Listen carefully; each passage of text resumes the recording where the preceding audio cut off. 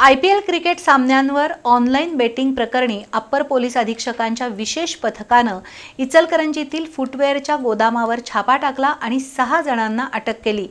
त्यांच्याकडून पोलिसांनी तब्बल 58,90,000चा मुद्देमाल जप्त केलाय।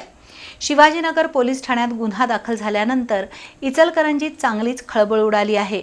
क्रिकेटवर सट्टा लावणाऱ्यांची एक मोठी साखळी इचलकरंजीमध्ये कार्यरत आहे।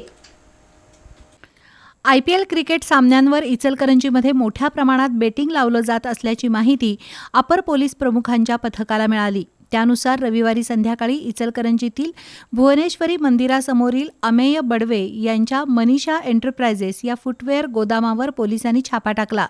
त्यावेळी 6 जण मुंबई इंडियन्स विरुद्ध राजस्थान रॉयल्स यांच्यातील सामन्यावर ऑनलाईन बेटिंग घेत असल्याचं उघड झालं। काही संकेतस्थळांचा वापर करून तसंच ग्राहकांना कस्टमर ID पासवर्ड देऊन बेटिंग घेतलं जात होतं। पोलिसांनी अमेय बडवे, अभिजित बडवे, गणेश पाटील, उत्तमसिंग बग्गा, याकूब मुजावर आणि ऋषभ पाटील या 6 जणांना ताब्यात घेतलं। त्यांच्याकडून 4,20,000चे 9 मोबाईल, 15,000चा लॅपटॉप, 70,000ची रोकड आणि 54 लाखाची 3 चारचाकी वाहनं असा एकूण 58,90,000चा मुद्देमाल जप्त केला। दरम्यान इचलकरंजीत मोठ्या प्रमाणात क्रिकेट सामन्यांवर सट्टा खेळला जातो। या कारवाईनंतर सट्टा खेळणाऱ्यांची पाळंमुळं खणून काढण्याची मागणी होतीये।